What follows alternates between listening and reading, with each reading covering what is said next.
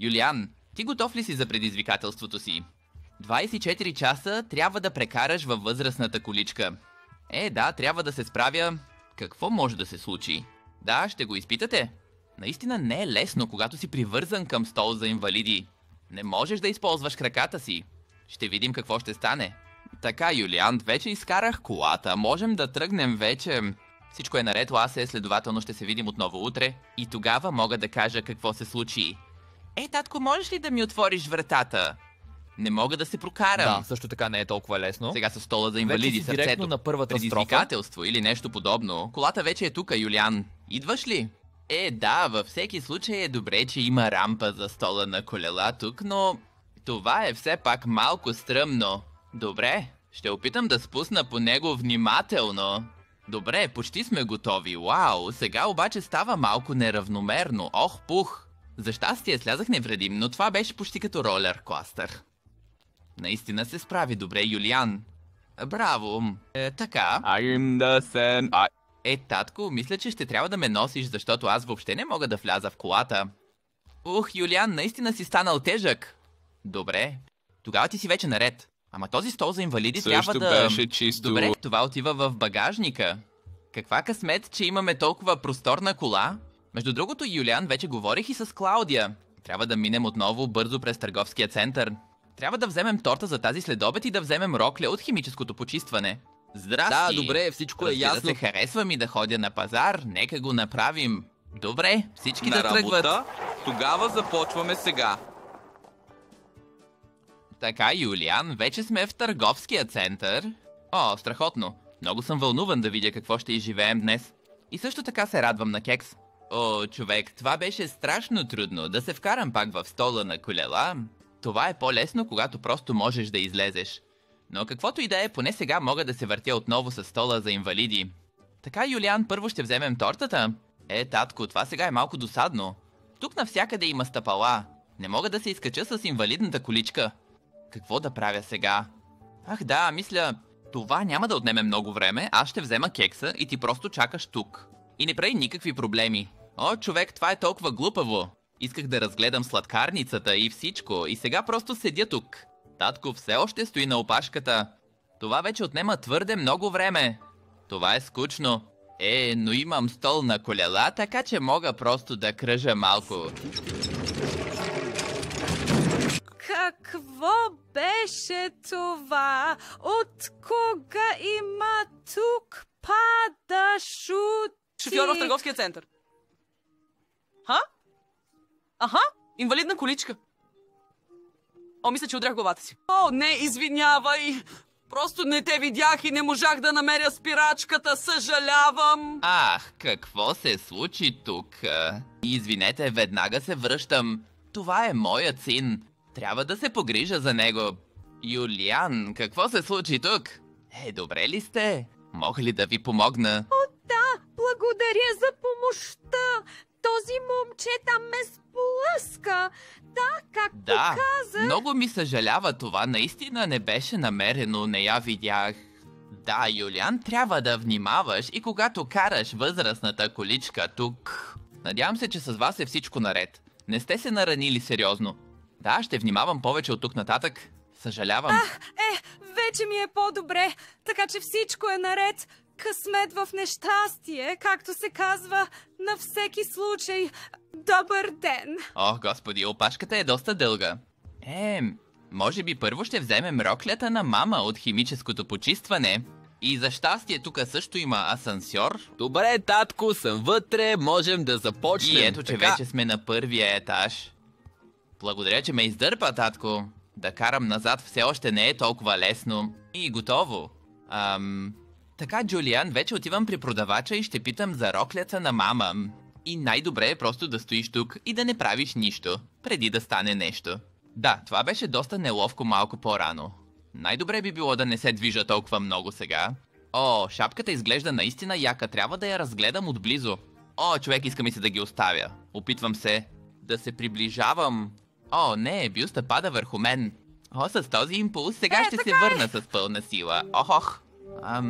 Не, сега съм... Паднах в този гардероб, всичко се събаря. И това е следващият гардероб. О, упс, отново направих голям хаос тук. Юлиан, какво правиш? Трябваше просто да седиш тихо. Хвърлил си всички дрехи. Добре ли си? Не си се наранил, нали? Щастието е, че паднах меко.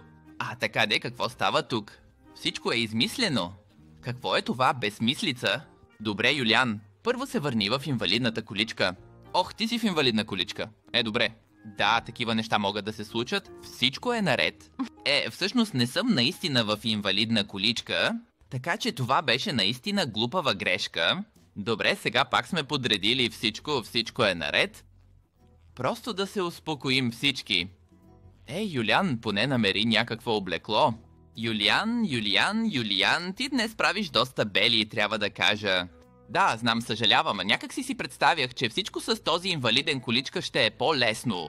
Но всъщност не е толкова просто да се справиме правилно с всичко и така нататък. Най-сетне вкъщи. Какво късмет? Всъщност искам просто да отида в стаята си и да играя Roblox и след това да върна количката възможно най-бързо. Знаех, че съм чул нещо в кухнята. Най-сетне сте тук. Човече, това наистина отне доста време. Имате ли всичко със себе си? И тортата, и роклята ми? Да? Така че това е твоят стол за хора с увреждания, Джуниоре. И така, баща Мартин, той вече ми разказа всичко по телефона, така че вече знам, та съм наистина любопитен как се справяш и какво друго имаш да ми разкажеш. Имаш. Но да, това наистина е добра работа, така че може би това е важно и правилно и да опитам нещо ново и да тествам себе си, за да видя как се чувствам. И мисля, наистина ми харесва, че го правиш това, Юлиан. Гордея се с теб. Да, благодаря, мамо, но трябва да кажа, че това е много по-трудно, отколкото си мислех. Така че мога да кажа това сигурно. Да, Юлиан, може да го представя много добре и за това е толкова важно и правилно да опиташ това и да можем наистина да развием разбирането и емпатията към хората в инвалидни колички. Да, Клаудия, тортата и роклята са все още в колата.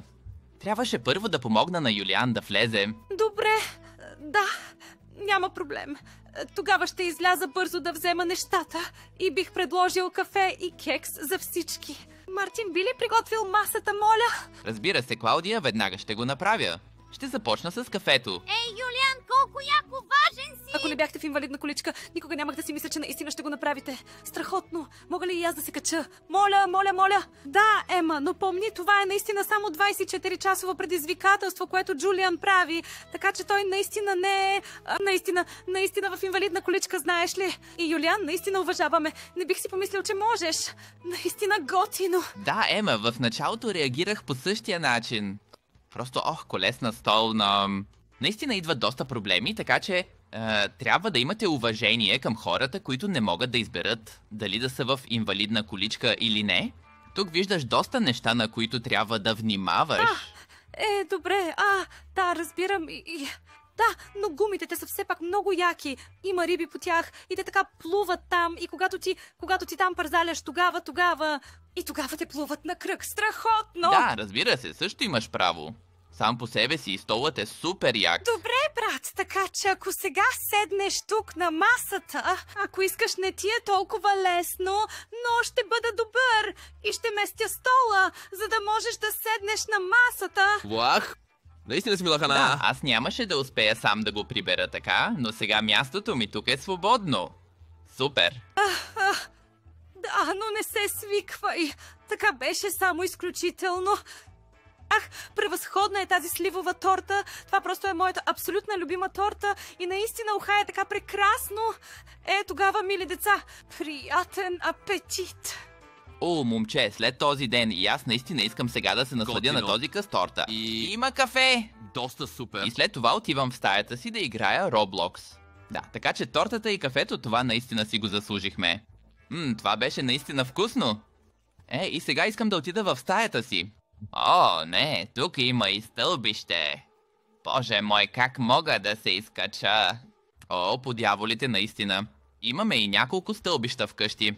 Момент, идвам веднага. Клаудия, можеш ли да разчистиш масата? Благодаря. Скоро ще се върна, имах нещо в работилницата. Ето тази дървена дъска беше останала. С нея, мисля, можем да те избутаме нагоре. Действително е много глупаво, че нашия дом не е подходящ за инвалиди, но не можахме да очакваме, че ще се появиш с количка днес.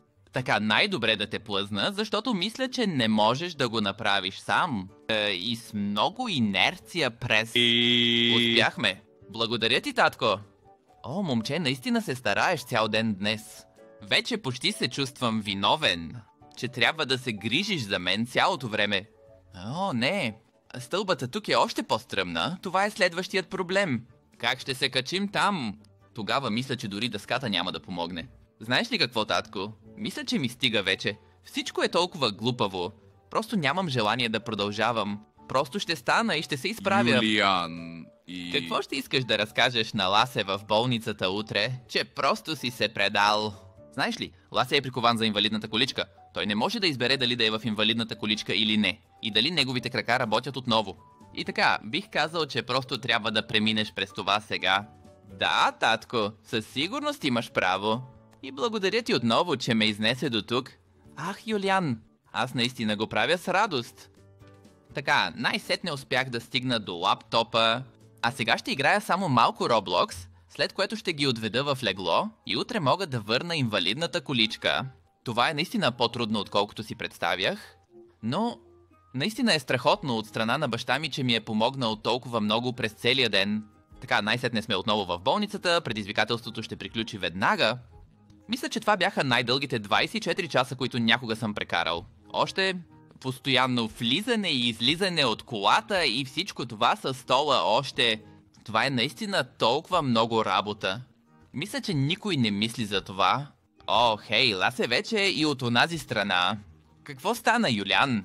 Истински ти отдавам уважение. Така че през всичко това, през което преминаваш, за мен това бяха само 24 часа. И всеки ден прекарваш тези 24 часа в инвалидна количка. Така, наистина не съм си представил, че ще е толкова трудно. Ах, Юлиан, ето те тук. Искаш ли да върнеш инвалидната количка, щом вече не ти трябва? Здравей, сестро Луси, да, това е вярно, сега можете да го вземете отново. Така че оставам, определено съм си взел урока. Също така, Юлиан, това беше огромно предизвикателство за теб, защото ти не си свикнал да седиш в количка.